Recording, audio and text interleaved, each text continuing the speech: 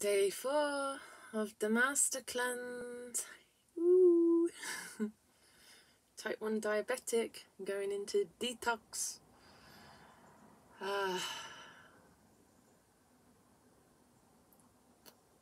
So day 4. Day 1 I was kind of at home, waiting to see if I'd notice anything really radical happening. Day 2, a lot of energy came back to me because I've been completely zonked for a long time. Day 3 I had a lot of energy as well, and again today. So I slept really well again last night, and I just tested my blood sugars twice in the night at 3 a.m. and 5 a.m. I had 1 unit of insulin less in my background long-acting insulin last night. I usually have 17 units, but I took it down to 16. I really felt like someone was poking me on the back then.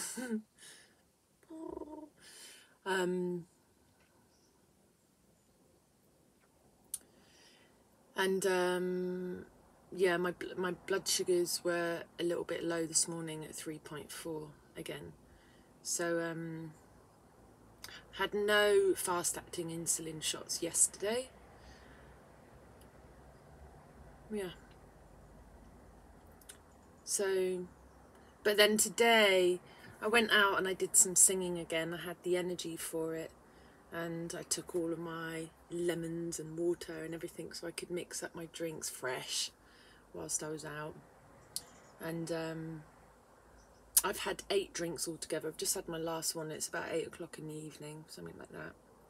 I'm not going to have any more. It's just a bit much drinking molasses. I'm still only doing 1 tablespoonful in each 250ml amount of water. 2, crikey, would feel quite intense. So I'm wondering whether to try shifting over to maple syrup. Let's see.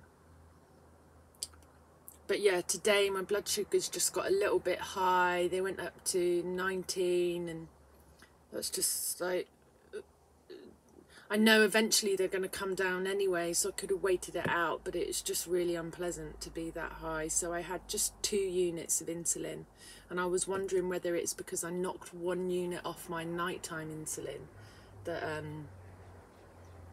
made it shoot higher today. Day 1 I had 12 drinks, day 2 I had 10, yesterday I had 8, today I had 8. Yesterday I had no short-acting insulin, today I had 2. But I'm wondering how that's going to affect me in the night again, see? So I'll be testing my blood sugar again tonight. But energy-wise, I had energy, but then I got home about 2 o'clock. Didn't realise how exhausted I was. Lay down in my caravan.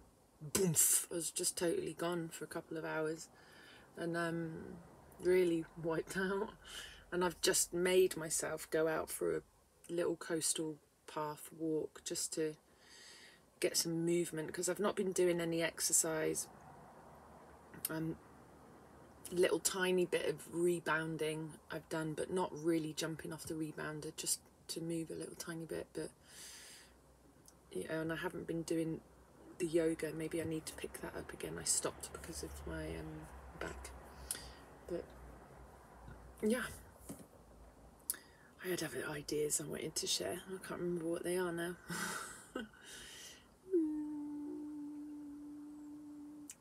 Oh, the craving thing. Oh, I've still got that going on. So it's really interesting noticing what's coming up into my fantasy ET realm, and how I know it's cravings, because if it was hunger, it might include like really healthy things, but this is not really healthy things that I'm imagining. They're like really not healthy foods, and foods I remember eating from like when I was a teenager and in my 20s. Like I used to have this white, massive, like white, soft, thick, wide kebab thing with all this melted cheese on the top, just stuffed full of chicken mayonnaise. When I was at college, I used to go and get them every day. They were massive, and just used to eat. So I've just been imagining, instead, like I said yesterday, instead of pushing it away, I'm just imagining like I'm taking a big bite of it and I'm eating it, and I'm just like and I'm going through the whole process. But it's all happening here. It's nothing to do with the body. Like the whole fantasy realm, it's like it's the smell of it, it's going into the mouth, it's the textures, it's all like all the flavors and all the just stuff. But then I can't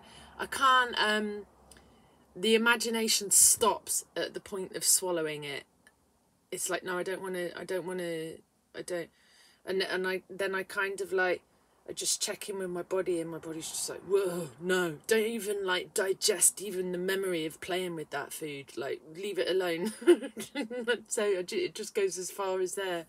And yeah, so I've done it with that and some other foods that I've been remembering. It's a little bit tricky. I was in town today and there's people eating food all around me, hot warm food, so I can smell it. And but then I would just have one of my drinks. So it's not really hunger, it's not a hunger. Yeah, it's craving things.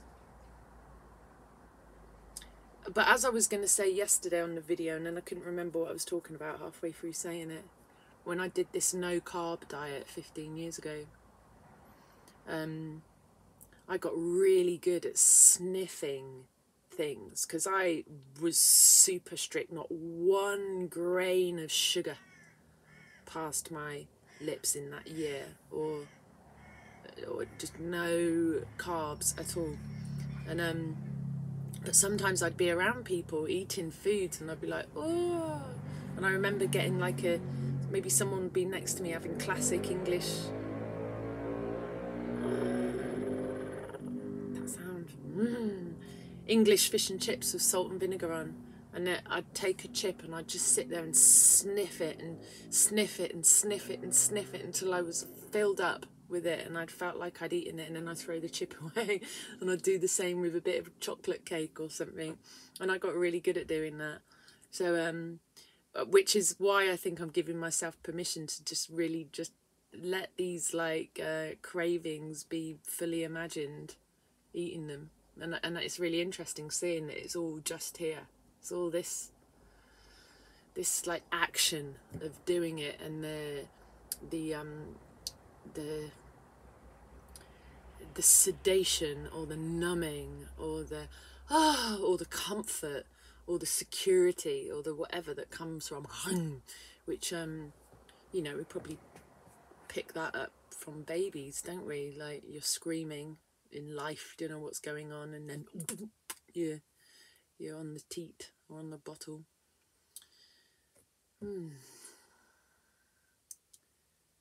Body, how's my body feeling?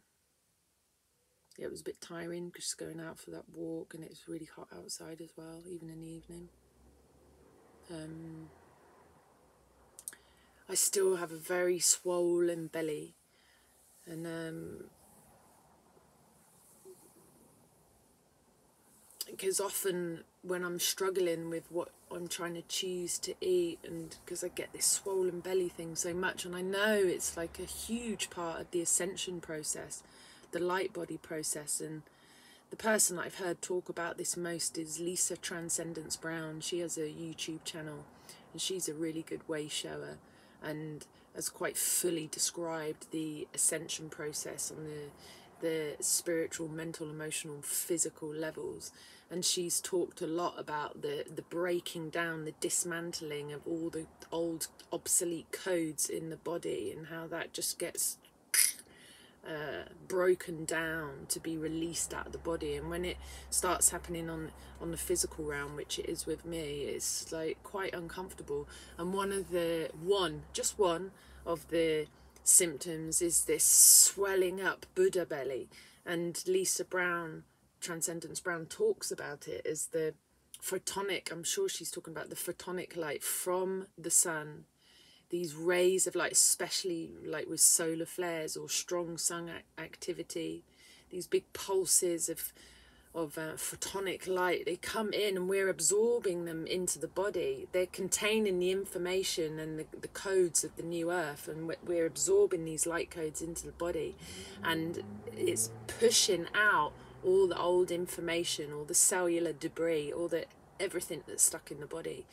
And when the photonic light comes in, it goes into the cells, and the cells kind of energetically swell with this light and with this purging out of old toxic codes, beliefs, memories, limitations, structures, programmings, everything.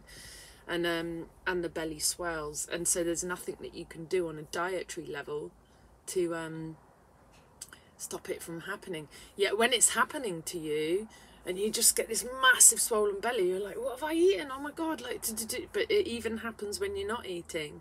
And I've experienced that a lot, and I've been through my journey, just, you know, what did I eat? Why am I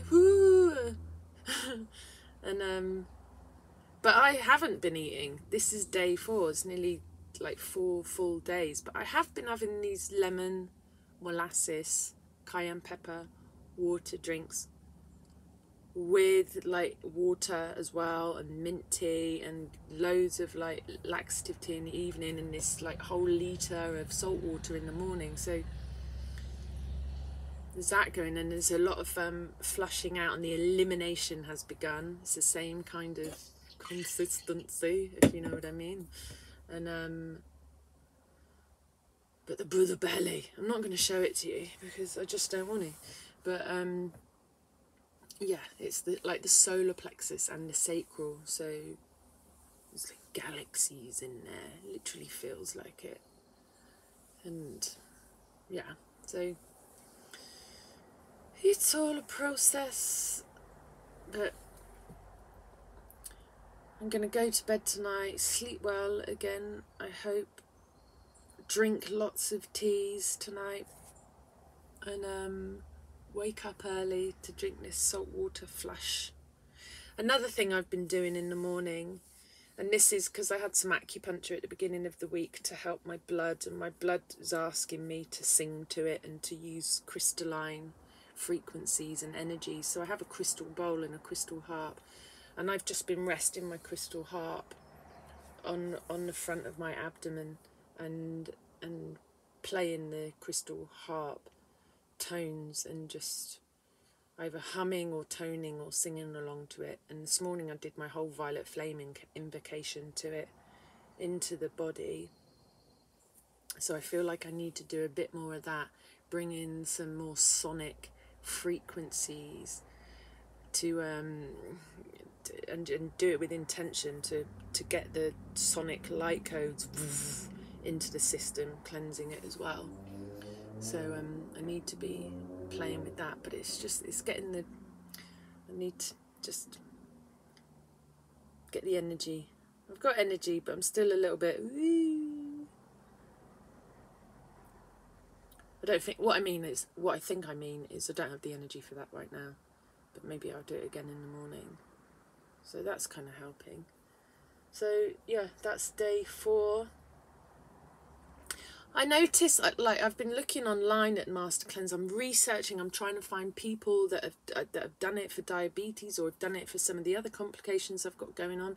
I can't really find much online, and I see a lot of misunderstanding with it, or I see a lot of people referring to it as the lemonade diet and using it as a weight loss system. And I think because they're calling it the lemonade diet, there's definitely a massive misunderstanding going on with some people, thinking it's like a long-term dietary lifestyle. And so they're writing like blogs or articles or things about it, really slating it. They've not done it, but they're basically coming from the angle that it's recommended that you do this as a diet, like forever. It's not, you know, it's a 10-day. Some people do it for longer if they've got more chronic conditions or they need a more serious flush out. Like I might need to do it for longer. Some people do it for 21 days, 28 days, or maximum 40 days. But yeah, so it's called the lemonade diet or the cayenne pepper diet, but it's really not the right words for it. Cleanse would be the right word. Cleanse, short-term cleanse, you know. And but there's definitely, I can't find people really talking about it that are type 1 diabetic. I mean, there's Stanley Burrows who spoke about it in his book, but I'm finding it difficult to find people having written anything about it. So that's why I started recording it in the first place, just to see if it helps in any kind of way. So let's see what tomorrow brings. Day 5.